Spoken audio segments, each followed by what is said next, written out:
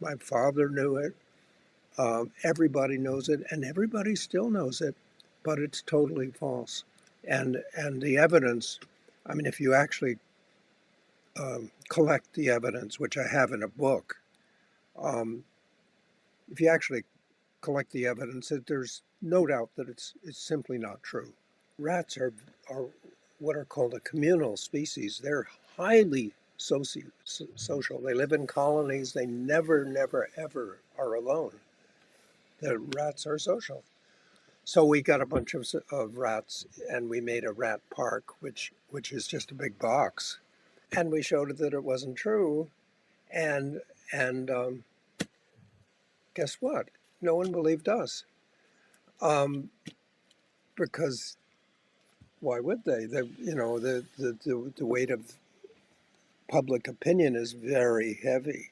Neither people nor rats have much use for heroin if they're socially integrated, if they have a happy social and personal and individual life, they're not going to do it.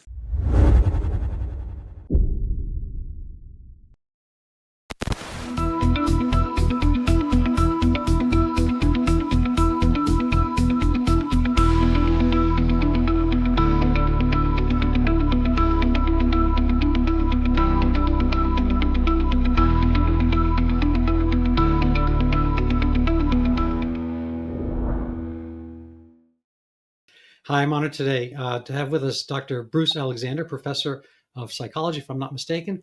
And he's on with us for I can barely say my own title. It's False Facts Fixed podcast. I should have picked something easier, but I like the alliteration A, and I like the concept that we go over what people presume to be facts, and we see if we can fix some of them. They're facts in quotes. And I can find nobody better than that than Dr. Bruce Alexander. He is famous for the oddly named Rat Park. I mean, nobody really wants to go to a rat park unless you're maybe another rodent or squirrel or something like that. But it's an illuminating study that everybody should know about. Not everybody does. A lot of people do, and it's beautifully captured by a cartoonist, Stuart McMillan. That's a separate story, but. I've been a long admirer of Dr. Alexander, and I dragged him out of comfortable retirement on Vancouver Island, um, kicking and screaming somewhat. No, I'm hoping he's enjoying being here because he's a hero of mine. And with no further ado, Dr. Alexander, tell us a little bit about yourself and your journey. Well, I want to say first, I think false facts fixed, even though it's a tongue twister, false facts fixed is perfect because this rat experiment of mine and my colleagues, um, it really is an entirely negative experiment. It's about fixing a false fact, and it did to some extent, But the odd part of the story is that false fact still lives, and it's still false. So I'm happy to talk about it. If I could say, my story begins with Batman, not Rat Park, um, and that's because when I was 12 years old, my hero was Batman, and I read a Batman comic, and in it, Batman was following a group of bad guys who was going to rob the bank, who were going to rob the bank in Gotham City, and he followed them around, because he didn't want to spring out on them until they attempted the crime, and then he was going to arrest them. While he was following them around, they captured a junkie, and they beat the junkie mercilessly, and he just kept behind the building. He just watched and let that go because he wanted to get them committing a crime. And so after that, I asked my father, why? Why did Batman let them beat the junkie? And my father, who always told the truth and was a very kind man, but always told the truth, said, well, no one cares if you beat up a junkie. It may be illegal, but it doesn't really matter, because a junkie is someone who no longer has a soul. They have taken this drug, and their mind is completely gone, their soul is completely gone. They're completely under the control of the drug. and all they want is more drug, and they'll tell any lie and they'll do any crime in order to get to more drug. Well, that's the false fact. And Batman knew it in early 1950s. My father knew it. Everybody knows it, and everybody still knows it, but it's totally false. And the evidence, I mean, if you actually collect the evidence, which I have in a book, um, if you actually collect the evidence, there's no doubt that it's simply not true. Um, it just doesn't work that way. But one way to illustrate that it's not true is to be aware of the, the supposed proof for this fact in the 1970s, when I finally got done with graduate school and still believed the false fact.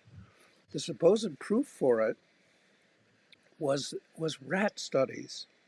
And in these rat studies, the rat would be put in a Skinner box where he had a little lever he could press on the wall. And if he pressed the little lever, the heroin would pass through a cord directly into his jugular vein. In other words, he had an indwelling catheter, so it would go right into his jugular vein.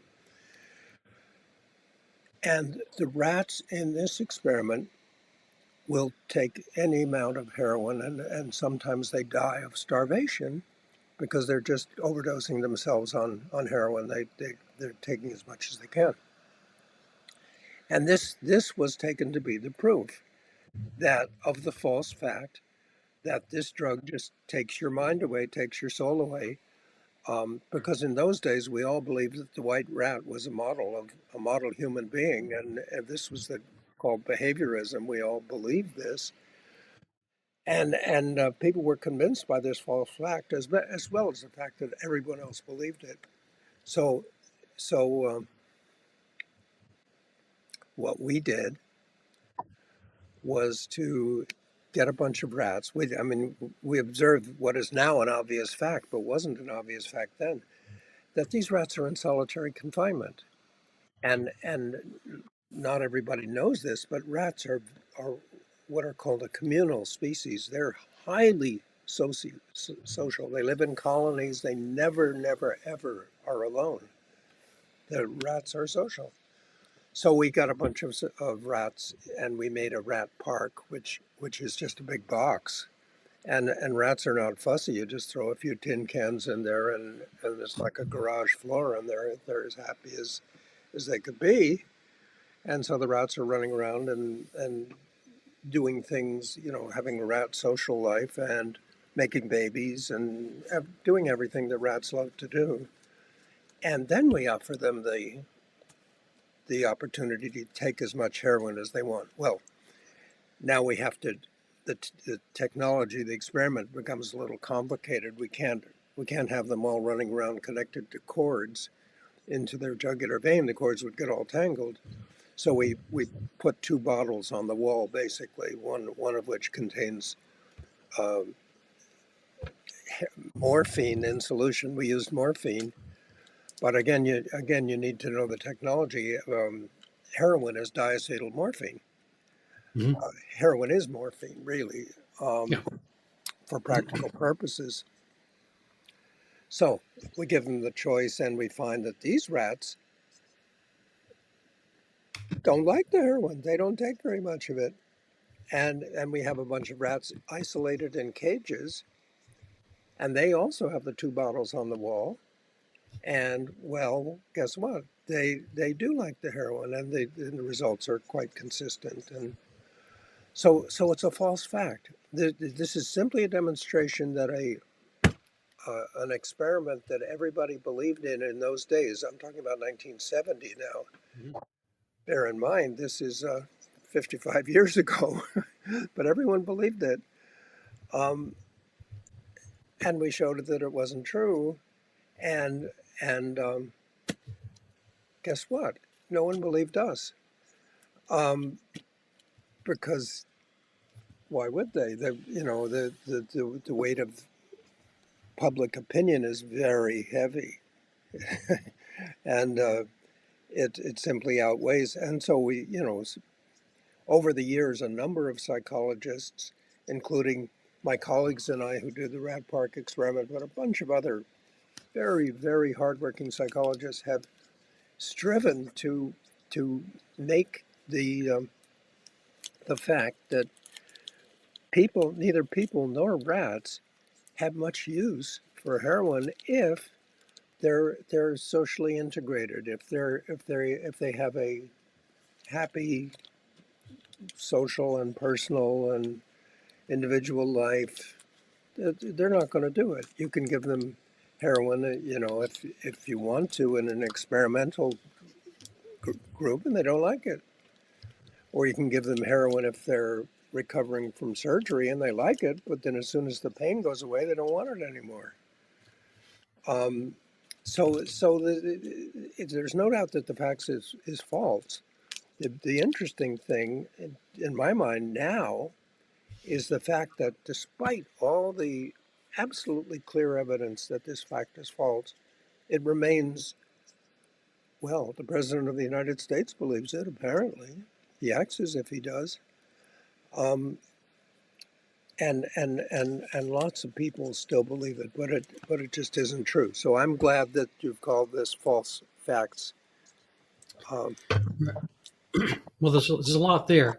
I have told you, and I'll tell others, that I used to work in, I had a primary care practice, but ancillary to that, beginning in the 2000s, I started treating narcotic addiction through Suboxone, which itself is also a morphine-like substance. It's buprenorphine, which rhymes with morphine for a reason. Yes. And it's akin to methadone. It's supposed to be like a little bit nicer methadone. Methadone is more like molasses, and Suboxone maybe a little bit more like sugar. Methadone is a little stickier, slower to dissolve and whatnot. So Suboxone a little bit less dopey as well.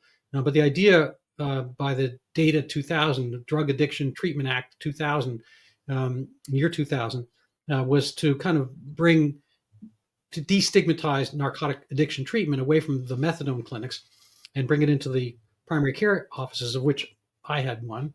And so I started doing that. And when I was taught, we had to go through a class to write Suboxone, and said, well, you can basically do detox or maintenance. And, it seemed like a 50-50 proposition. I wound up lecturing for Suboxone a little bit later on to, encourage other doctors to do it. But I've been doing tapering, but I didn't do short tapering. I did, I quoted the great philosopher Goldilocks. You have Batman and I have Goldilocks. And I thought that 5, 7, 3-day, 10-day detoxes were too short. And forever, decades, years, whatever, on methadone was too long, maintenance. And I just seemed inimical. We don't maintain alcoholics on substitute vodka. We don't maintain other addictions. If you're a sex addict, we don't, give you a prescription for, free massages and et cetera, so forth. But with narcotics, we wound up maintaining. And I think this, to your point about the drug addict and the soul, this is kind of where I'm segueing from, is the Batman incident. The stipulation that the addict doesn't have a soul. I think this is a grave, misstep. We are kind of taught to, hate the sin, love the sinner, and towards that point, you can dislike the narcotic addiction, and you can dislike the secondary aspects thereof. People steal. Your dad's not wrong. People do more than beg, borrow, and steal. They do malicious acts. I treated murderers, all kinds of violent recidivists, and so forth, and people up and down the drug, kind of like the drug dealing hierarchy, from drug mules to people who literally prostitute themselves for drugs, and people who have their girlfriends prostitute themselves for drugs for themselves, all kinds of stuff. There's all kinds of malfeasant actions going on. But then the question comes down to how best to, separate the sinner from the sin and to bring back the inherent soul that people have. And so that's kind of the question I have that I've been working with myself, but I'd be curious to hear your take on it. Well, Yeah, it's complicated. You have the title of one of your papers is something like methadone has caused the opioid crisis to continue, or something like that. Mhm. True. And I'm not sure I agree with it, um, although I partly agree with it. And I think your work has been like I love the way you've described your clinical practice. I think you've done a lot of people a great service, and you've helped them to to get off their drugs. Um, and so I have no argument with that. I think that's important, but I'm not sure that it's a bad thing to let people go on indefinitely. And I'll tell you how I came to that conclusion. Like, I used to work in a methadone program. You wouldn't be surprised to know. And one thing I learned was that I used to work with guys, very young men. And when I started, I was a very young man. I was just 30 basically, so I wasn't that much older than these guys I was supposedly treating. And my job was to talk to them and tell them that after they took their methadone, no, no, no, they were not supposed to go out on the street and rob somebody's car and then buy heroin. No, they were supposed to use the methadone to keep them from doing that. And and I had a huge advantage in that job, which was that I couldn't kick them off the program. I was basically an apprentice in the program. I didn't have the power legally in British Columbia. Only a social worker could kick them off the program, and I wasn't a social worker. So I could only say, no, no, no, don't do that. And they would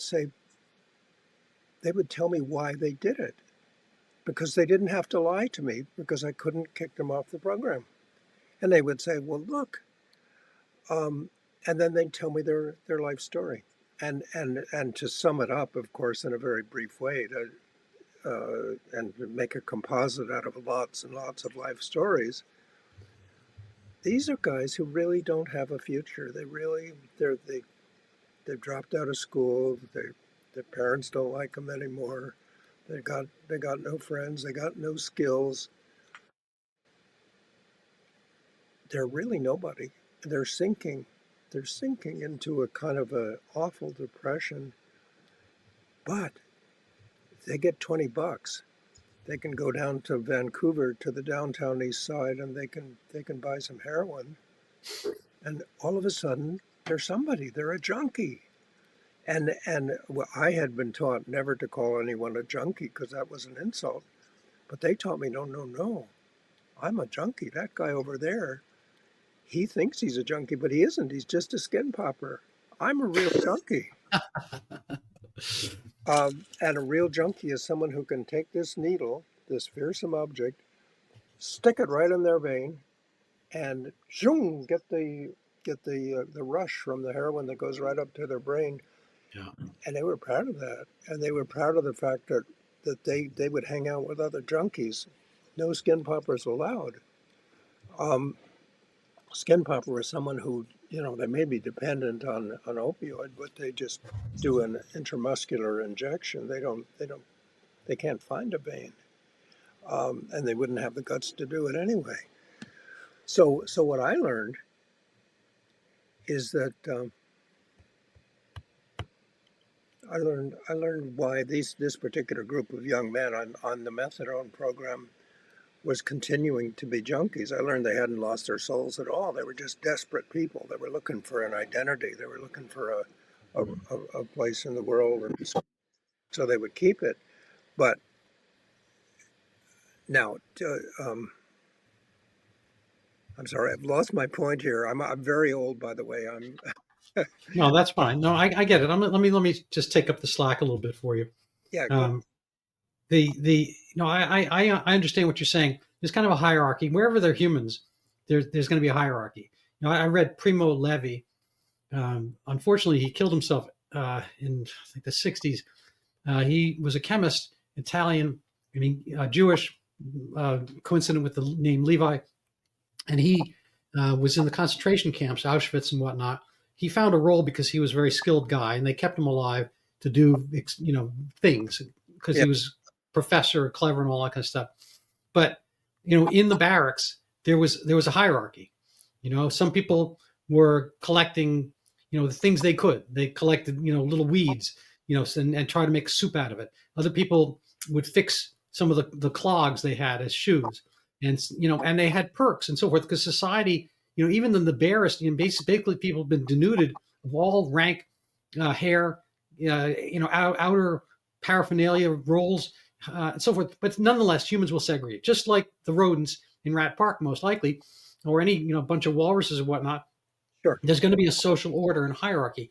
And so Primo Levi, he wasn't strong, wasn't physically a specimen, short kind of guy, but he found a role because he had some access to inner places, the medical canteen, whatever, and he could maybe get some things for people and so forth. So everyone had a role. People wound up bickering and bartering and parlaying their misery into something else. So that's always going to be there. And in my experience, I dealt with numerically probably 1,500 different narcotic addicts coming to me to taper, to sobriety. That's what I was advertising. So I had a particular subset of people who ostensibly at least said they wanted to do that.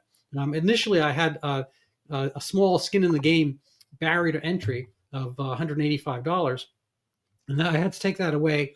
The state didn't like that, so I peeled that off. And then after that point, I got everybody. A lot of people would just say they wanted to taper because they would say anything to get Yeah. in the program, and then they abused it, so forth. So the default position for people in desperate situations is to do desperate things. Okay, I totally grant and acknowledge that. The question is whether that's the best for them, and whether we, in our roles, are mere passive, acquiescence to these things. I can't. I mean, I ask these questions. I didn't have a mid-level personnel. I didn't have a PA or nurse practitioner working with me. I had medical assistants and nurses and whatnot, people drawing blood and all this kind of stuff. But I was the doctor, and I saw everybody, every visit, for better or for worse. And I, if it wasn't busy, I would ask people those very same questions, like, why are you doing this? How do you go to sleep knowing you are passing drugs along to somebody else they might overdose? And I most of these were guys, like 90, like almost, let's say 100% were guys, the drug dealers. I don't think I ever met a female drug dealer. And they would say, well, if it's not going to be me, it's going to be somebody else. I'm supposed to give up this business, give it to somebody. You think drugs are just going to disappear if I, join the post office, whatever.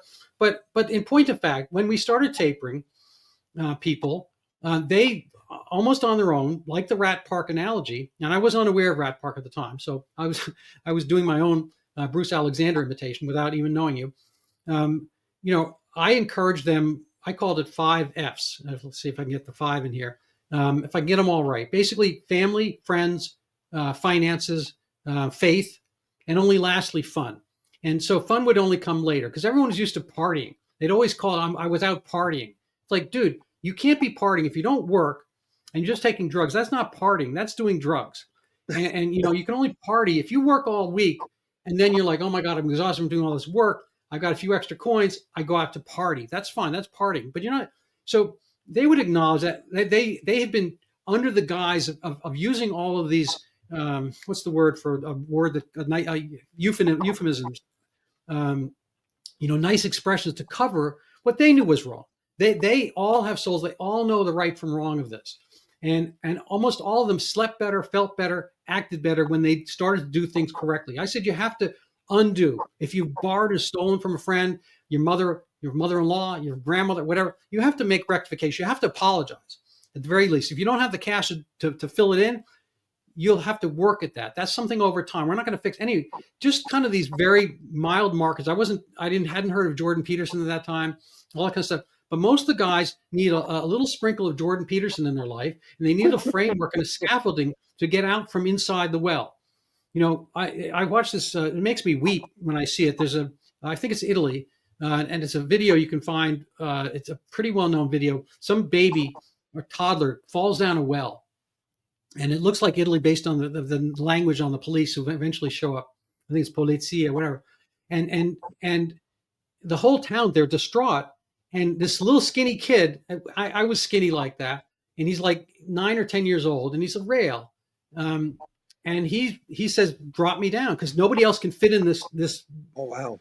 Yeah. this gauge well. So they wrap him up, they hang him down upside down, and they're going to sacrifice another kid to go get the other one. And it almost makes me weep to talk about it. So they have him by his heels and they drop him into the well, and he grabs the baby, and the whole town, they pull him up, and he comes up with the toddler, and they're all weeping. It makes me weep to think about it. But Yeah. he's willing to sacrifice his life to be a vehicle for the other life. And the baby's there. Baby has, he's a toddler. He's like a 2 year old. He doesn't know what happened, but everyone's loving him, hugging him, and the kid kind of shrugs it off because that's I was the only one who could do it. Basically, he has that look. There's no language there because it's different language, but everyone's congratulating. But he's kind of fobbing it off. It's like who else could have done it? Nobody else could have done it but me. So why are you applauding me? I had to do it. There was nobody else. And I think everybody has that own sensibility of saving lives. I think that's really innate with us, not just rodents who do that. It's not just squirrels. We humans do that. And given the opportunity, everybody knows that's the direction. And the person who shies away from that can't live with himself. And most of the people who did the drugs, they are moving away from an action and a juncture in their life where they didn't, where they couldn't, where they wouldn't, and so forth. And this is I mean, I don't want to make broad strokes, but here we go, broad stroke. There's kind of like an aspect where they coulda, shoulda, woulda. Marlon Brando's like, I could have been a contender. He's doing this stuff, and I think it's I can't remember the name of the movie, but he could have been a contender. And I think a lot of people have that sense of nostalgia, kind of the Russian nostalgia sense, where their life didn't get lived. And this is a way of hiding the fact that they didn't do it. They could have done it, but for the drugs. And a lot of them can't leave the drugs because that's central to like that. To say I'm a junkie and be proud of that is because you can't say I was the starring shortstop on my team. I was the guy who fixed this. I was the guy who went down that well and brought the kid back up. So if you don't, every guy, I'm mostly focusing on men because I think most of the drug problem is men and facilitated by men, and the women are there and so forth. But I think it's the men who are missing on their heroic arc. They're missing on their journey. And this is a way station where they can take solace for the fact that they don't want to face failure. And the only way to fix failure, like false facts fixed, the only way to, failure fixed is to face it. So face failure fixed, something like that. We have our next podcast. But when people have that and they have some scaffolding, some way of getting out from that well, to finish the analogy, then they can go on with life and they can have a kind of a purity of mission, which the procrastination of maintenance does not do for them. Well, again, I want to partially disagree. Um, by the way, I want to compliment you on your ability to whoop up tongue twisters. You've come up with two already, and they're quite good. But I want to continue with my methadone story now that I've kind of lost the I've gotten over losing my way, which is to say that I worked with these methadone people for quite a number of years, and eventually we formed an organization, which we modestly called the Concerned Citizens uh, Drug Study and Alcohol Committee, and it was a kind of a public group where we were publishing the dilemmas of drug addicts and stuff. And now some of the people who from the methadone program who I continued to work with very quickly forgot about taking methadone, and you know, they were doing fine without it. But the larger number didn't. The larger number continued, and they continued taking the methadone. And for all I know, they're taking methadone still. They didn't relapse, but they didn't give up the methadone either. And I have to say this, that I've come to think in my old age, I've come to think that some of us are pretty lucky.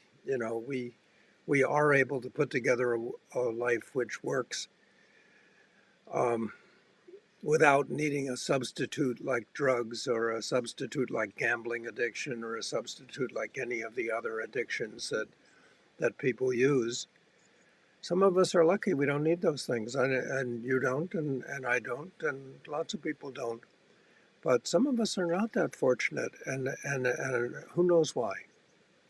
Like, I can't say why, but they're gonna.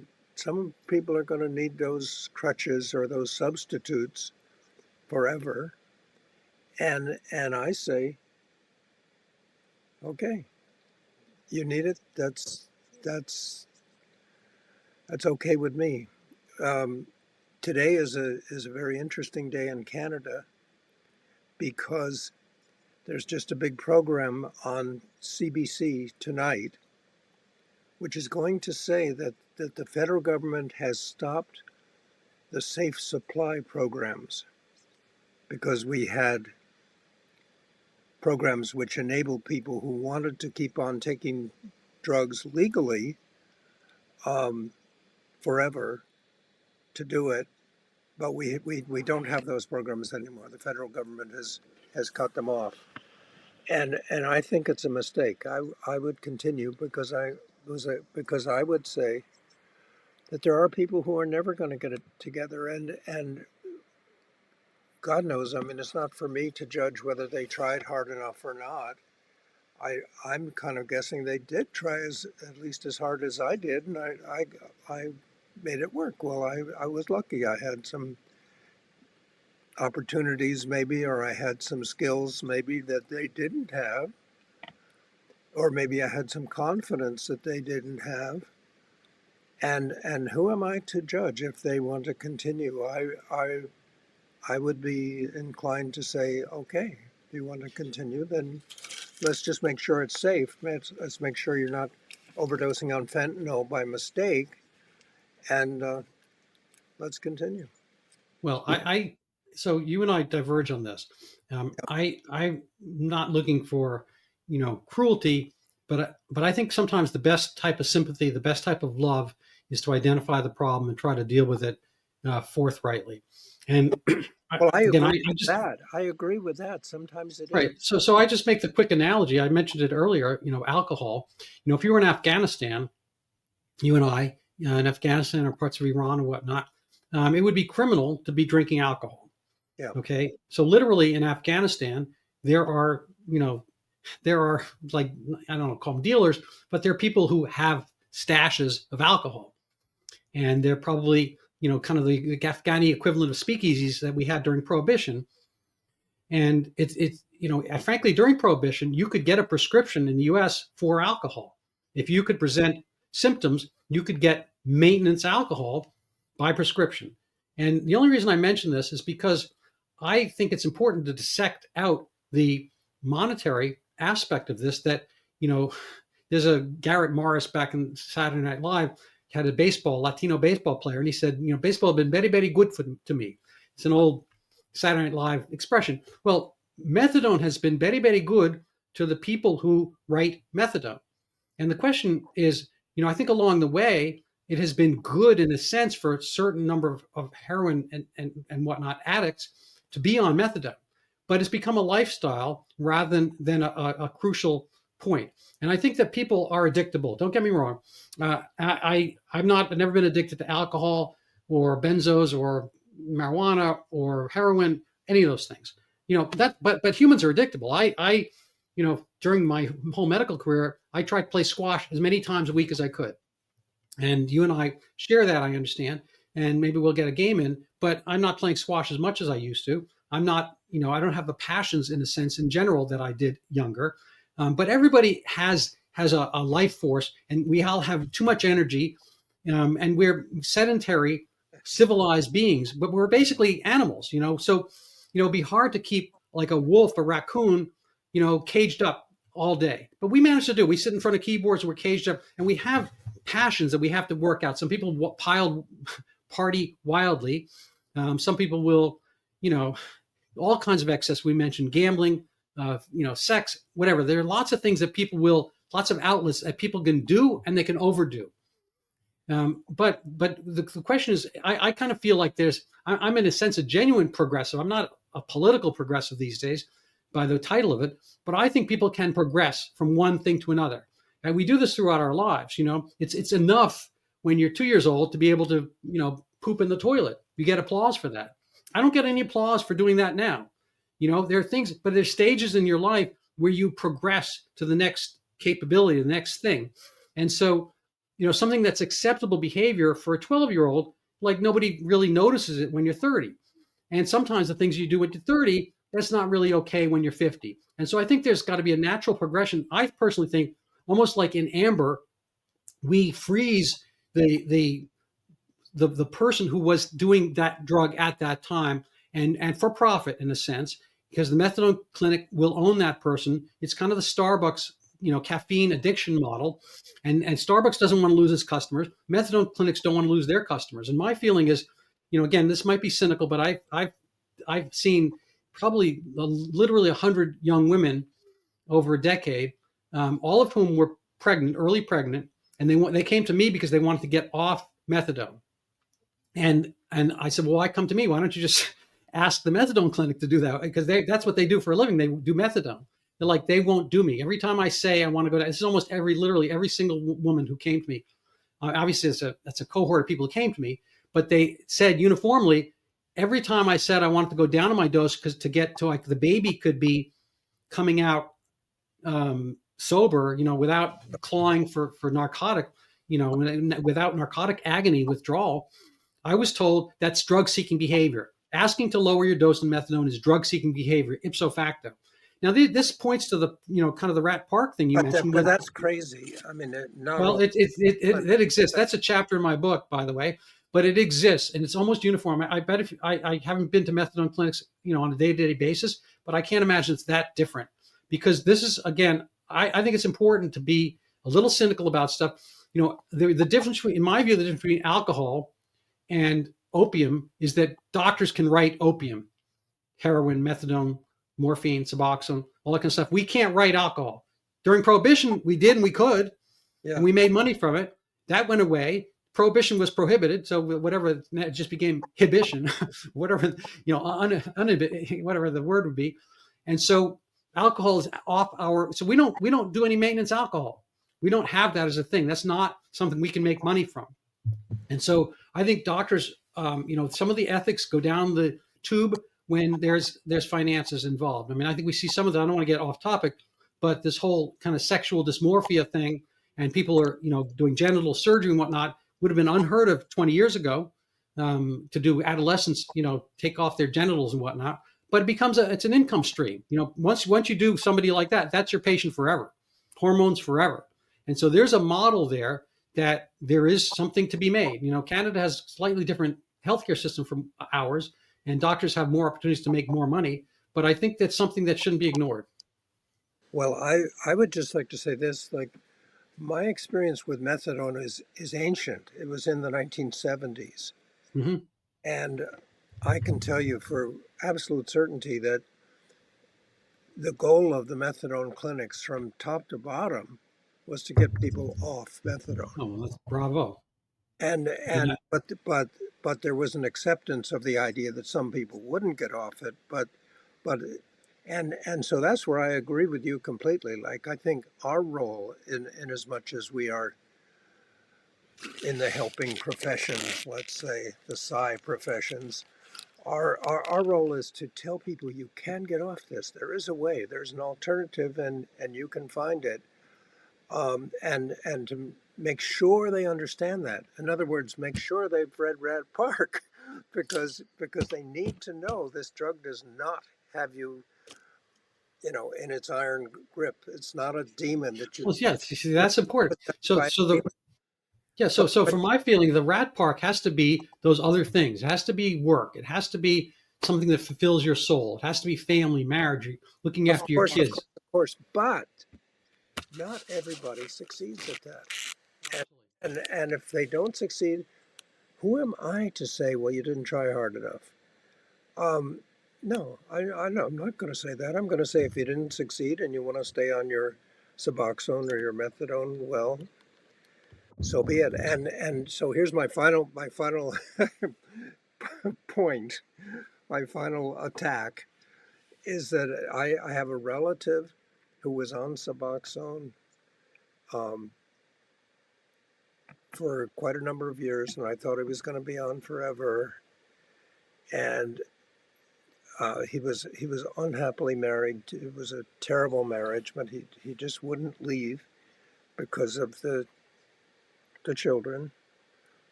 And finally, his wife, in a stroke of mercy, ran away with another man. And she left him all alone, and he immediately quit the Suboxone. He didn't need it.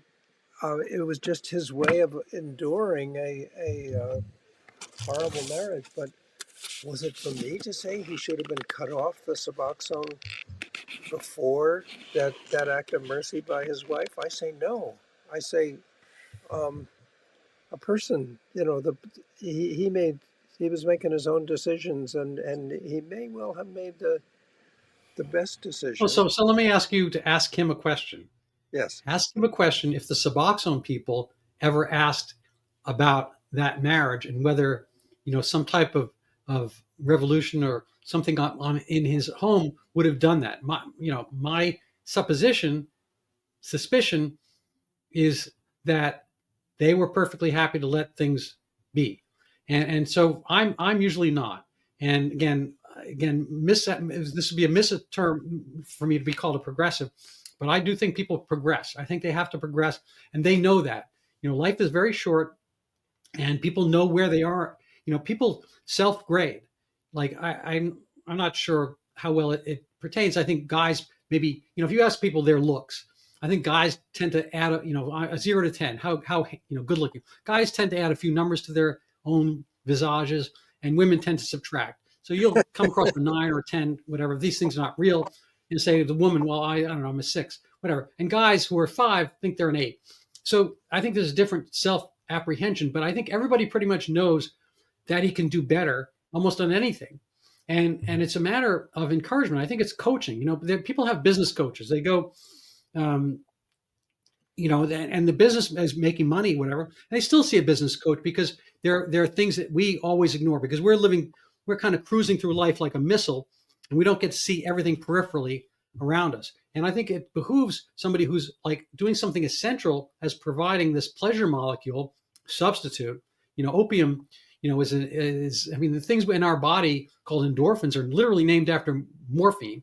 They're endogenous morphines. It's kind of a misapplication.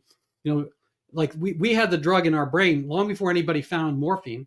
But lo and behold, because plants are clever and they want you to eat them and pass their seed around, some of them are pretty, some of them have mangoes on them, some of them have fruits. There's all kinds of attractions out there in the world because the plants just sit there, they don't move, but they need their seeds spread. So they make all kinds of attractants. You eat the apple, not just in the Garden of Eden, and then you'll spit out the seeds or poop them out, whatever, someplace else.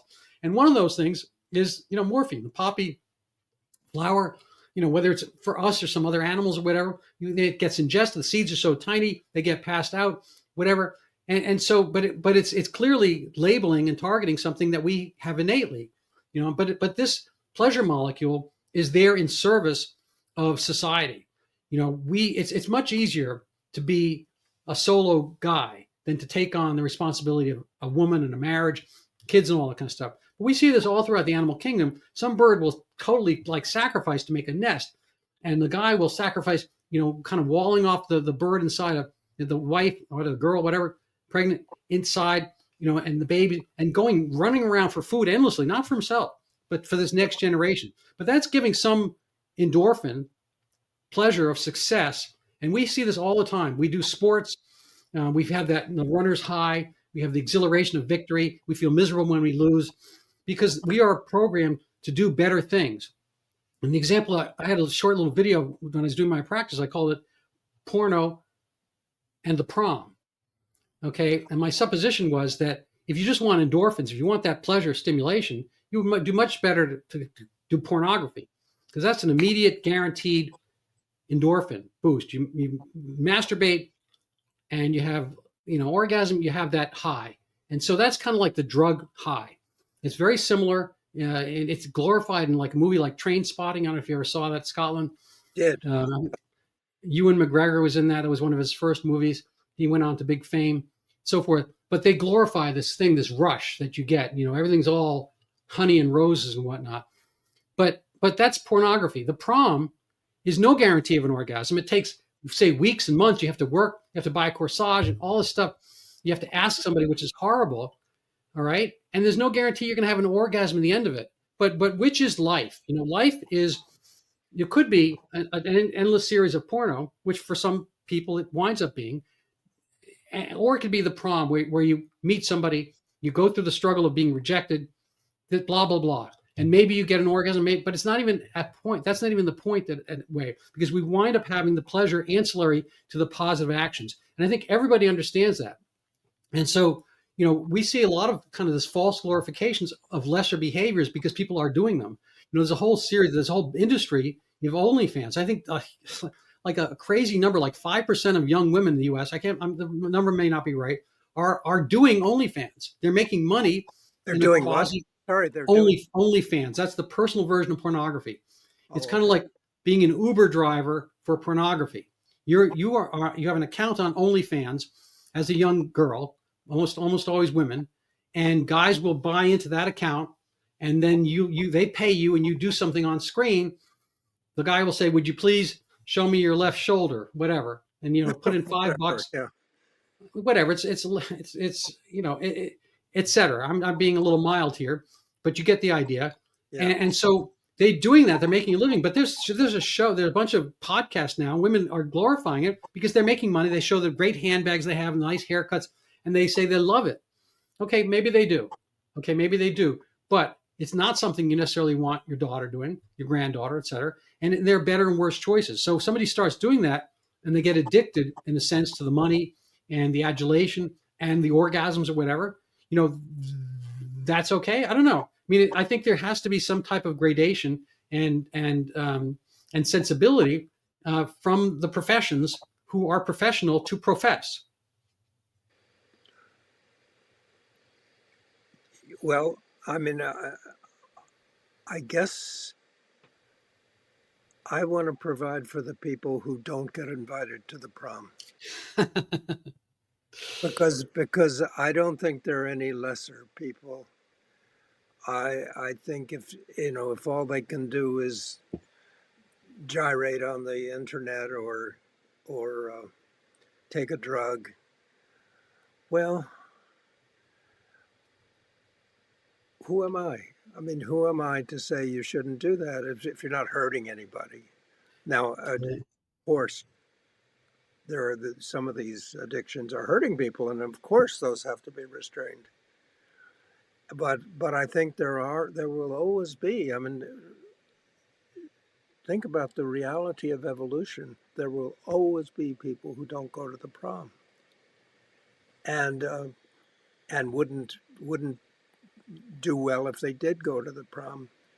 And who are we to punish them for that? Well, I don't. I see. I don't think the punishment part is there. I think, as I didn't write the Rat Park formulation or experiment, but I would put it out. I would put it out that it's our obligation to get people to a rat park where they don't want to do maintenance. They don't want to do that other drug, and your relative wound up in a rat park, leaving whatever bad situation to a better situation. I think that's really the accommodation we have to be. We have to be. My mother was an interior decorator on the side. I mean, she, brought up 4 kids, um, but I think we have to be an interior decorator as well, but mentally. So Yeah. we have to deal with interior decorating, the kind of psychosocial landscape for people to come in if we're going to do this kind of business. But I mean, I think at some level, it's very possible bartenders do a better job of it than methadone providers, because Well, that's a very interesting thought. By the way, I have been a bartender. That's a very interesting thought because bartenders do serve a function. Yes. yeah, I was interviewing a guy from Britain, and he's kind of like the last British man. He wears a tie, and he's proud to be British, et cetera, et cetera. And he laments, like his biggest lament is that the local pub is not a local pub anymore. That the neighborhoods either get they gentrified or they get high levels of immigrants, and a lot of them are Pakistani. They won't have any alcohol, whatever. They boot the pubs out. And he used to be able to go to the pub, and I'm not sure how much he drank. Whatever. Let's say he. I mean, I don't want to cast aspersion, but let's say he drank a fair amount, right? Because the pub was a regular place for him to go. But it was also the social scene, and that's Rat Park. The pub, playing darts. You have the game on. People are converse. You see your friends, Yeah. and I think people keep a limitation now. I don't think that is the same. The reason a methadone clinic is a place that they has stigma, and people invented Suboxone to get away from that, because it's more like the solitary confinement. So I think we have to have this urge and this push towards whatever the opposite of the word solitary confinement would be. The reason I bristled at the lockdowns is because I felt solitary confinement, for no real good cause. I didn't kill anybody, as far as I know, and nobody, neither did the 8-year-old across the street, and Yeah. everybody was locked down. We were all locked down, solitary, and people went nuts doing that. And there was obviously far more drugs, and I'm more of a fan of Donald Trump than you are, but the only stasis, the only change in the first derivative of the opioid epidemic deaths happened during Trump 1.0 in the last 40, 50 years. The numbers have been going up and up and up. And when Trump brought jobs back to middle America, more blue collar jobs, OxyContin disappeared. That was Rat Park. That's precisely what it was. And so again, I think this is more of a guy oriented phenomenon, because the guys do the drugs. They'll get their girlfriends into it. They'll get their girlfriends to shuttle for them and do other things, tricks and whatnot. But the guys are the ones who have the idea, and they were the ones who are in desperation, who are missing their jobs and whatnot. Women are much more kind of socially adaptable than the guys. The guys tend to be more outcast and whatnot, and try their own paths at things, and they're stubborn and whatnot. But the only downturn in the numbers happened during Trump 1.0. It's still, COVID came along, and that reversed everything. That kind of like wiped out all the diminution it was kind of like a plateau decline in opioid deaths.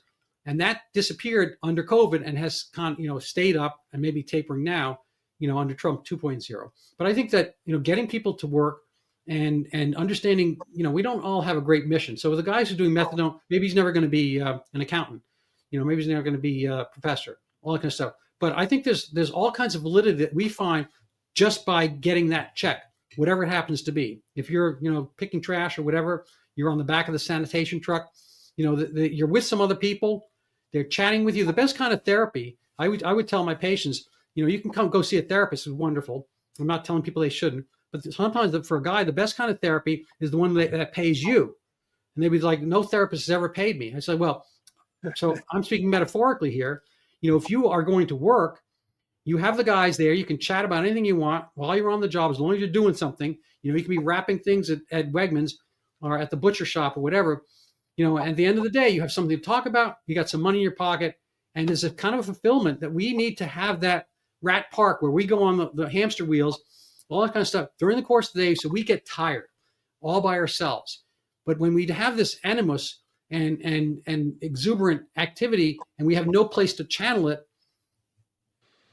Well, I agree with you, except there are limits. I mean, have you ever had the experience, you personally, had the experience of getting a job and realizing that you simply couldn't do it? Have you?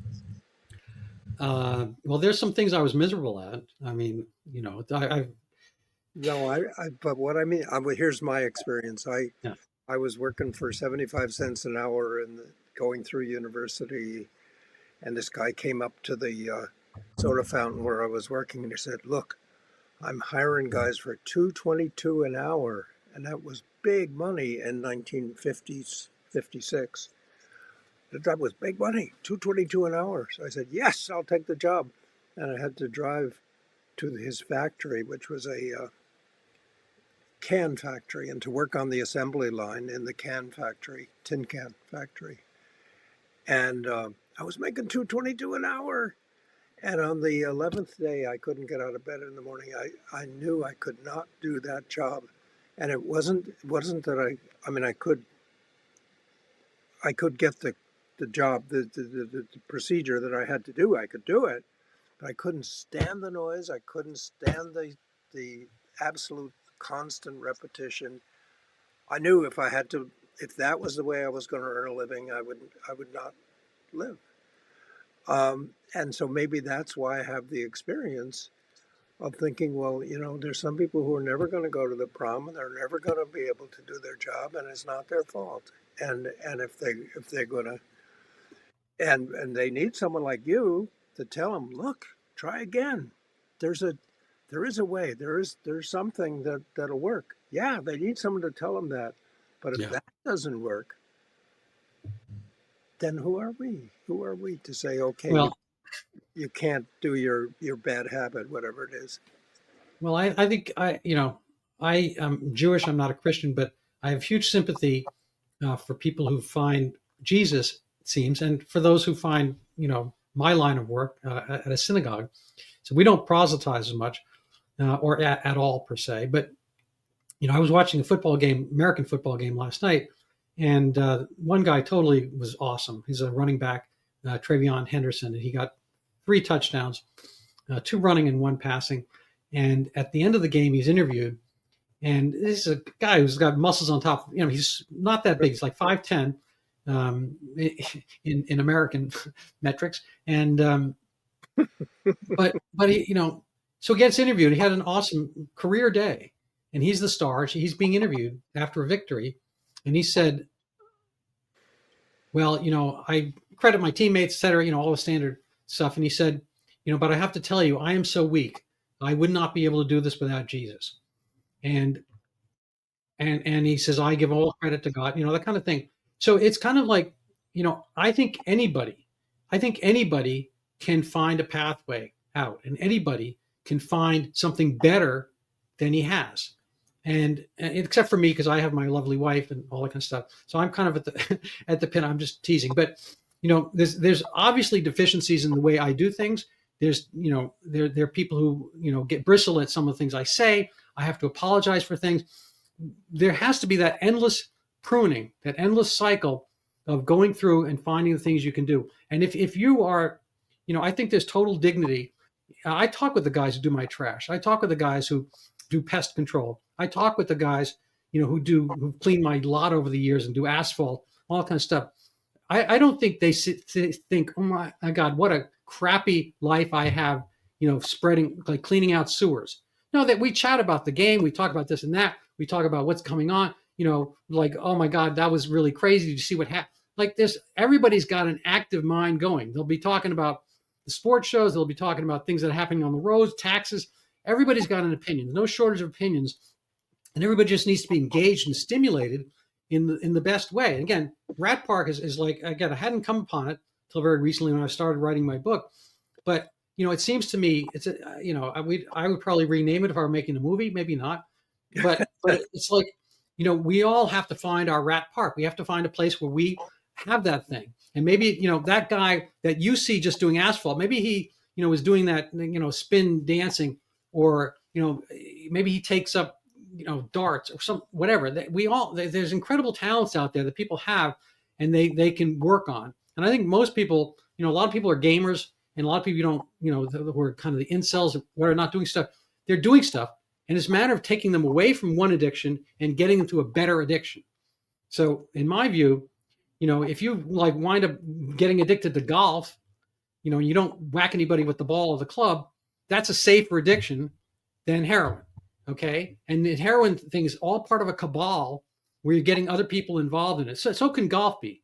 I've told a lot of people they should play tennis or they should play squash because I like it. But I don't feel like that's endangering them. If they wind up busting their Achilles, they can blame me. But the point of fact, I think they're just better. They're gradations of things we can do, better and worse. And I think everybody knows what they are for the most part. And it's a matter of us to abjure the potential monetary benefit we can get by keeping somebody on our treatment longer than necessary. Well, I think if we could continue the conversation indefinitely. We might actually agree, except when we get to the point of talking about Trump. Well, that's fine. That's fine. You get to vote where you are, and I'm sure it. What is it? You got your guy Carney now, and God bless him. I hope he does well for all of you. And this has been a total pleasure for me. So I want to give you. I spoke too much, and I apologize, but I want to give you, closing words. Your thoughts about what the experience was producing Rat Park, how it played out in your career, and what are your basic guidance and theories about addiction. And I'll keep quiet. Well, okay. Um, I right after Rat Park happened, and we published the results, and nobody paid any attention to it for a long time. I realized that rats are just rats, and I'm much better off studying human beings. So I changed. I don't do rats anymore. I don't do animal research anymore. I've become more or less more of a sociologist, I guess. And so I've looked into a lot of anthropology, and I wished I had done that all along, because I think we have so much to learn from the experiences of various peoples in various cultures, and in the process of human evolution, that has been the rest of my career after my rat career ended fairly abruptly. Um, yeah, and I think you're right when you say it's a matter of moving from one addiction to another. I don't think addiction is a disease in any sense. I think it's the fact that we get absorbed by something and it works for us, or we get and most of us who are fortunate get absorbed by something which is productive, and then society welcomes us and they pay us for our addictions, as just as you've said. And I think we need to um, de diseaseify the concept of addiction, and just get along to just restore the ancient knowledge, which is in there. It's in Shakespeare and everything else. The ancient knowledge about addiction is that addiction is a way we devote ourselves or concentrate our lives in certain ways, and it works for us, and that's why we do it. I think that understanding will, in the end, get us out of the problem of drug addiction. This crazy obsession with drugs and stuff, because but I think it's taking us a long time to reach that realization, and I think your work is part of it, and I'm honored that you've had me come and talk with you. Well, thank you so much. I hope this is but the first of maybe a couple or a few different sessions. I enjoy talking with you. I think you're a blithe and lovely spirit, and I appreciate your work and efforts. And I've read a lot of your stuff. I didn't quote it today because I got the real thing in front of me, but I obviously quote you within my upcoming book, and I'll be sure to send you a copy as soon as I can do that. Well, I'll look forward to your book. Thanks very much, and if we do chat again, I'll have a haircut. Yeah, me too. All right, perfect. Thank you so much, Dr. Bruce Alexander. Bye bye, Dr. Bob.